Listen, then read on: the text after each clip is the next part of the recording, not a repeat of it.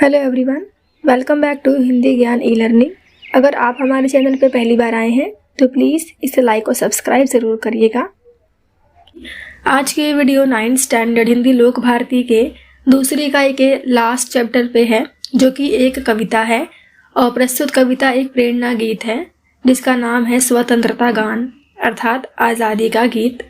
और प्रस्तुत पाठ के रचयिता हैं गोपाल सिंह नेपाली। गोपाल सिंह नेपाली का जन्म 11 अगस्त 1911 को बेतिया चंपारण, जो कि बिहार में है, वहाँ पर हुआ था और इनकी मृत्यु 17 अप्रैल को 1963 को हुई थी।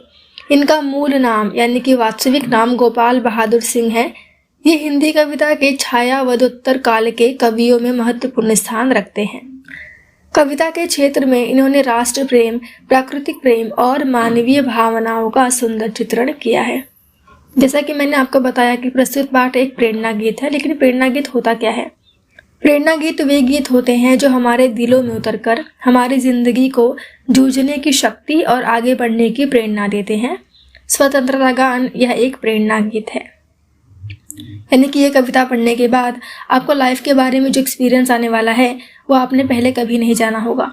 तो चलिए इस कविता को पढ़ना स्टार्ट करते हैं, जिसका नाम है स्वतंत्रता गान। पहला पैराग्राफ है, घोर अंधकार हो, चल रही बयार हो, आज द्वार द्वार पर यह दिया बुझे नहीं, यह निशीथ का दिया ला रहा विहान है। यहाँ पर अंधकार का अर्थ है अंधेरा और बयार का अर्थ होता है हवा। इसके बाद है निशीथ यानी कि रात, रजनी, और विहान का अर्थ होता है सवेरा। यहाँ पर कवि कहते हैं कि जब चारों ओर घोर अंधकार छाया हुआ हो और जोरदार तूफान हो तो भी हर द्वार पर जो दीपक जल रहा है वह बुझना नहीं चाहिए। यही वह दीपक है जो चारों ओर सवेरा ला रहा है, अर्थात प्रकाश फैला रहा है। तो कवि ने यहाँ पर हम देशवासियों को यह संदेश दिया है कि स्वतंत्रता का जो ज्योति हमारे मन में और जीवन में जगी है उसे कभी भी किसी भी परिस्थिति में बुझने नहीं देना है। अर्थात हमें फिर किसी का गुलाम नहीं बनना है, बल्कि जो स्वतंत्रता हमें मिली है इतने संघर्षों के बाद उसे हमें कायम रखना है। उसके बाद का पैराग्राफ है, शक्ति का दिया हुआ, शक्ति को दिया हुआ, भक्ति से दिया हुआ, यह स्वतंत्रता दिया हुआ, रुक रही न नाव हो, जोर का बहाव हो, आज गंगा धार पर यह दिया बुझे नहीं, यह स्वदेश का दिया प्राण के समान है। यहाँ पर बहाव का अर्थ होता है बहना और गंगाधर का अर्थ होता है गंगा की धारा, stream of the river Ganga. इसके बाद स्वदेश यानी कि अपना देश।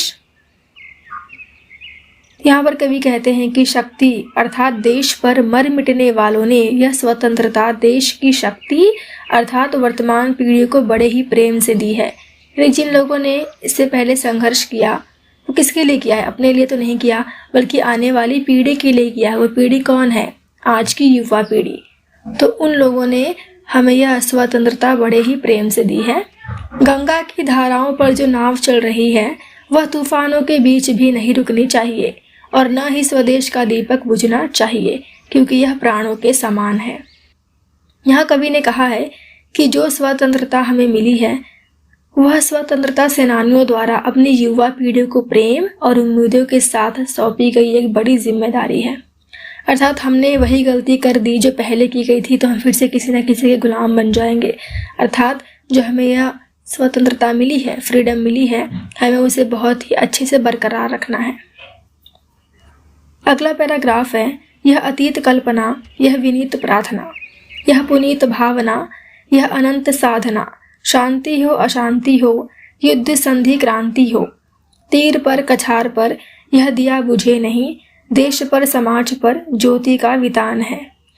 अतीत का अर्थ होता है बीता हुआ कल, पास्ट, और विनीत का अर्थ होता है उदार, अनंत यानी कि जिसका कोई अंत ना हो, संधि अर्थात दोस्ती,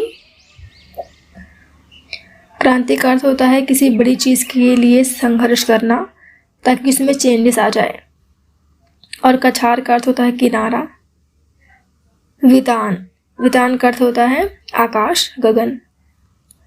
यहाँ पर कवि कहते हैं कि यह स्वतंत्रता हमारे गुजरे हुए कल की कल्पना है। आज हमारी यही विनम्र प्रार्थना, शुद्ध भावना और असीम साधना है कि चाहे शांति हो अशांति हो, युद्ध हो, संधि हो या क्रांति हो, जो भी परिस्थिति हो, नदी के किनारों पर, समाज में, देश में स्वतंत्रता का यह दीपक आसमान की तरह अनंत व प्रकाशमान बना रहे। इसलिए यहाँ पे लिखा गया है, कंडीशन कोई भी रहे, हमें यह स्वतंत्रता का दीपक बुझने देना नहीं है। यहाँ कवि ने देशवासियों को यह संदेश दिया है कि देश में भले ही विपरीत परिस्थितियों का निर्माण हो, अर्थात सिचुएशन अच्छी ना हो, लेकिन स्वतंत्रता और स्वदेश की भावना का जो दीपक हमारे मन और जीवन में प्रकाशमान है, वह बुझना नहीं चाहिए। अतः हर पैराग्राफ में कवि ने यही बताया है, यह स्वतंत्रता जो है इसे हमें कायम रखना है। इसका अगला पैराग्राफ है, 3-4 फूल हैं, आसपास धूल है, बांस है बबूल है, घास के दुकूल है, वायु भी हिलोर दे, फूंक दे चकोर दे, कब्र पर मजार पर यह दिया बुझे नहीं, यह किसी शहीद का पुण्य प्राण दान है। यहाँ पर धूल अर्थात गर्द, बांस बैम्बू ट्री, एक प्रकार की लंबी घास, और बबूल का पेड़ आपको पता ही है, घास की दुकूल, दुकूल का अर्थ होता है दुपट्टा, एकदम फैला हुआ पूरा घास, हिलोर का अर्थ होता है लहर, वेव, चकोर एक पक्षी का नाम है, कब्र, उसके बाद मजार। इस पैराग्राफ में बताया गया है कि हमारे आसपास जहाँ 3-4 अर्थात कुछ सुगंधित पुष्प हैं, वहीं धूल अर्थात गंदगी भी मौजूद है। बांस बबूल के साथ ही नरम नरम दुपट्टे की समान घास भी है, यानी कि ये अगर बुरी चीज़ है तो एक अच्छी चीज़ भी है। किसी के कब्र स्मारक पर भी यह दीपक तेज हवाओं के बीच सदैव जलते रहना चाहिए। कवि के अनुसार हमारे समाज देश में चारों तरफ सिर्फ अच्छे लोग ही नहीं हैं, बल्कि कुछ ऐसे लोग भी हैं जो हमारी स्वतंत्रता के दुश्मन हैं। हमें उनसे सावधान रहना चाहिए, क्योंकि जब 2 लोग लड़ते हैं तो कोई तीसरा जो है उसका फ़ायदा उठाता है। अर्थात हमें उन लोगों से सावधान रहना है।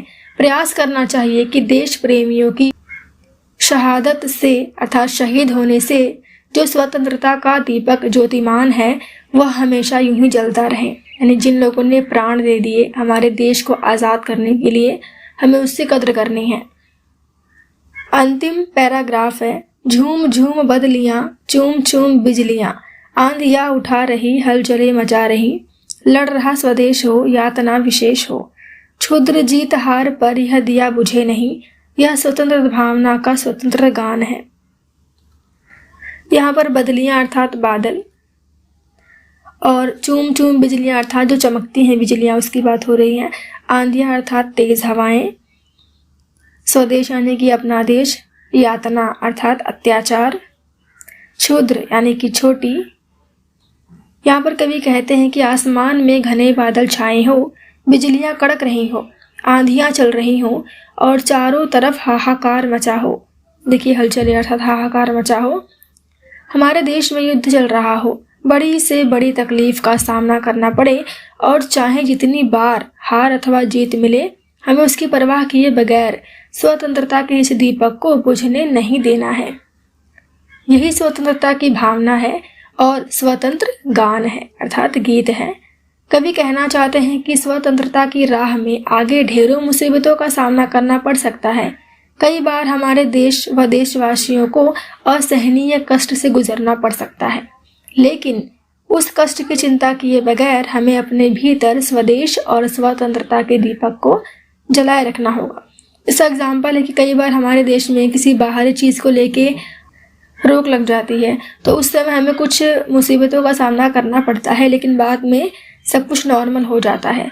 जिस समय के लिए वो प्रॉब्लम हमें फेस करनी पड़ती है, उस समय हमें संयम बनाए रखना है। तो ये इस कविता का आखिरी पैराग्राफ था। मुझे आशा है कि आपने इस चैप्टर को बहुत अच्छे से समझा होगा। इस तरह से स्वतंत्रता गान चैप्टर यहीं पर समाप्त होता है। Thanks for watching.